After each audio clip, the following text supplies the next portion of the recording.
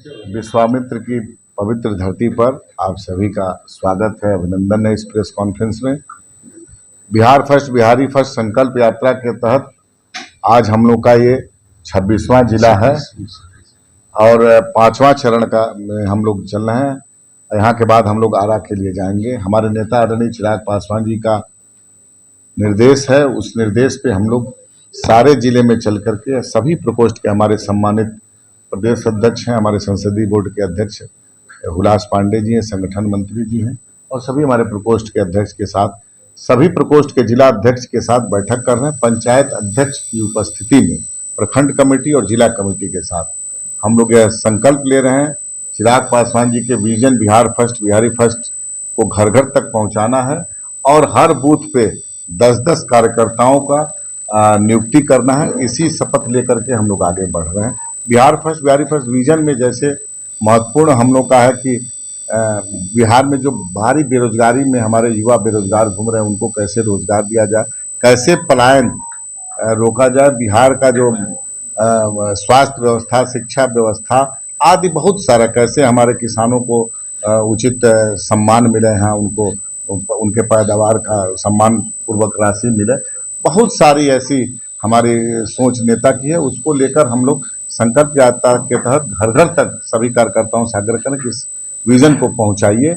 और इसी सिलसिले में हम लोग कल एक बैठक भी किए और हमारे सभी प्रकोष्ठ के बहुत सारे पदाधिकारी भी उपस्थित हुए और सभी पदाधिकारियों के साथ हम लोग वही संकल्प लेकर के निकले घर से अपने नेता के संदेश को घर घर तक पहुंचाने का।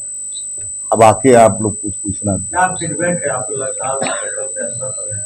नहीं, फीडबैक ये है कि हमारा देखिए नेता का जो सोच है, सभी जिलों में हम लोग गए हैं और लगभग 90% तक हमारे कार्यकर्ताओं की उपस्थिति रही है, 95% तक हमारे प्रकोष्ठ के अध्यक्षों की उपस्थिति रही है और हमारे कार्यकर्ताओं में उत्साह है जबरदस्त चिराग पासवान जी के नेतृत्व में।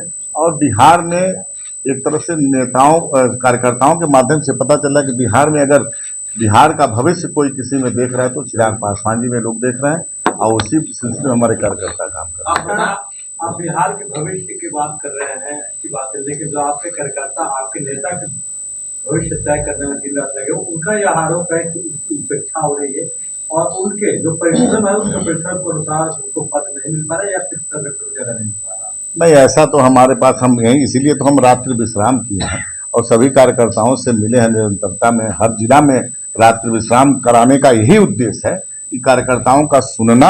ऐसी कोई शिकायत अभी तक तो हमारे पास नहीं आई है, पता नहीं कहाँ आपको शिकायत आई, अगर आई होगी मान लीजिए तो हम लोग उचित सम्मान देंगे। ये कमियां, बहुत बड़ा दल है, अगर थोड़ी बहुत कमी दिखेगी तो उसीलिए तो हम लोग सर्किट हाउस में विश्राम करके और जहाँ पर रुक रहे हैं रात्रि विश्राम का उद्देश्य यही है, उन कार्यकर्ताओं को सुनना और कार्यकर्ता संगठन में क्या सुधार चाहते हैं नीचे के स्तर के उनको समझना और उसको लागू कराना। सर, घर घर जाकर आप लोग क्या बता रहे हैं, जनता से क्या कह रहे हैं? आज के देश में, आज के परिवेश में बिहार में सबसे बड़ी समस्या भ्रष्टाचार है, कानून व्यवस्था ध्वस्त है, पलायन जबरदस्त, कोई मतलब उस पर काम ही नहीं कर रही सरकार। पलायन पहले से बदतर स्थिति में भेड़ बकरियों की तरह ठूस कर बाहर जाने को बाध्य है। स्वास्थ्य व्यवस्था आप देख लीजिए, शिक्षा में कहीं क्या बिहार, ये तो बिहार हमको लग रहा है कि जो नीतीश कुमार जी कहते थे जंगल राज, पुनः जंगल राज स्थापित कर दिया नीतीश कुमार जी। जिस जंगल राज के विकल्प में नीतीश कुमार की उत्पत्ति हुई उसी जंगल राज के सहयोग से पुनः जंगल राज स्थापित कर दिया। नौकरियां बांट रहे हैं आप देखिए, अच्छा नौकरियां बांट रहे हैं तो उसमें प्रश्न आप बताइए, बिहार में जितना भी इन्होंने वैकेंसी निकाला है, पुलिस बाहरी हो, बीपीएससी हो, जो भी हो, सब एग्जामिनेशन से पहले ही लीक कर जाता है। बीपीएससी के द्वारा जो लिया जाता है एग्जाम, तो ये निश्चित रूप से इसमें भी हमारा आरोप है कि इस पर जांच कराइएगा, तो इस पर भी निश्चित रूप से बैकडोर से बहुत सारा शिकायतें आ रही हैं, उस पर जांच का विषय है। हमारे नेता बोल चुके हैं इस पर, आपने देखा होगा, हमारे नेता स्पष्ट रूप से जांच का सवाल उठाए हैं, जांच होना चाहिए। सर, आप लोगों को तो कोर्ट में जाना चाहिए, वही मामले है, इसको जांच किया जाए। देखिए कोर्ट में जाने के लिए हमारी एक टीम काम कर रही है, उसमें एविडेंस हमारे जिला से कार्यकर्ताओं के माध्यम से बहुत सारा आ रहा है कि हमको भी इतना ही नंबर मिला है, इतना इससे कम नंबर को कैसे निकल गया। बहुत सारी ऐसी शिकायतें हैं, उस पर हमारी टीम बैठ करके कर रही है। हम लोग जरूरत पड़ेगा तो कोर्ट में भी जाएंगे। सवाल आम जनता का तो यही है कि बिहार में इस बार रामविलास पासवान का रोल होगा क्या? कौन होंगे रामविलास पासवान के दूसरे चिराग पासवान? देखिए, सवाल ये है, हम लोग अभी गठबंधन में हैं, क्योंकि जिस एनडीए प्रकार में। से आपके पार्टी में भी दो धड़े बटे हुए हैं, उसको लेकर भी आम जनता देख रही है, इस बार कैसे निभाएंगे वो? पार्टी में हमारे कोई धड़ा नहीं है। जो गया वो पार्टी तोड़ करके उसको हम लोग पार्टी से निकाल चुके हैं, आपको पहले भी बता चुका हूं।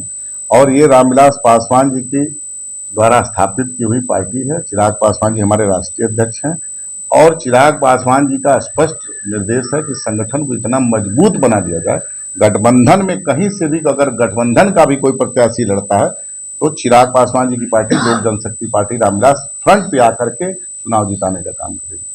कल अमित शाह बिहार आए थे, उसको लेकर एनडीए निश्चित रूप से अमित शाह जी बड़े नेता हैं, आएंगे तो मजबूती प्रदान होगी। और कल कांटी में आए थे, मुजफ्फरपुर में उनका एक बड़ा कार्यक्रम हुआ और बड़े नेता हैं, आते हैं तो संगठन को बेहतरी होता है। घबराहट है क्या है जिस तरह से अमित शाह का लगातार बिहार में दौरे हो रहे हैं, उसमें घबराहट? हमारे में तो घबराहट नहीं है, विरोधी महागठबंधन में घबराहट निश्चित रूप से है। हम लोग बिहार में आना तो प्लान बन रहा है, लगातार बहुत जल्द अमित शाह आ चुके हैं। कहीं से लग रहा है कि इंडिया गठबंधन की जिस प्रकार से नीतीश कुमार आगे बढ़ रहे हैं, ऐसे में सामने मतलब एनडीए गठबंधन के लिए मुश्किल हो रहा है। एनडीए गठबंधन के लिए मुश्किल नहीं हो रहा है। देखिए, एनडीए गठबंधन में एक नेता है और महागठबंधन में 1 दर्जन प्रधानमंत्री के उम्मीदवार हैं। आप अभी बयान देखिए, तत्काल अखिलेश यादव जी का बयान देख लीजिए, नीतीश कुमार जी का बयान देख लीजिए। लगातार ये लोग जो उपचुनाव हो रहा है, जिस प्रदेश में जहां पर चुनाव हो रहा है वहां निरंतरता में मतभेद है। वहां एक अनार है और लगभग 1.5 दर्जन उम्मीदवार हैं, बीमार हैं। तो निश्चित रूप से उनके यहाँ कोई अभी गठबंधन सीटों पर जिस दिन बात आएगी तो भगदड़ क्या होगा, देखिएगा क्या होगा। हमारे यहाँ एक नेता है आदरणीय मोदी जी, उनके नेतृत्व में हमारे गठबंधन के सभी गठबंधन के लोग लगे हुए हैं उनको प्रधानमंत्री बनाने। अनुमान क्या है कि इस बार लोकसभा में आप कितनी सीटें? नहीं, हम लोग 40 की 40 सीट जीतेंगे इस बार। आप लोग कितनी सीटों पर लड़ेंगे? हम लोग 6 सीट पे लड़ेंगे, 6 लोकसभा 1 राज्यसभा, जो पहले से हमारे पार्टी लड़ती आ रही है, उतनी सीटों पे हम लोग चुनाव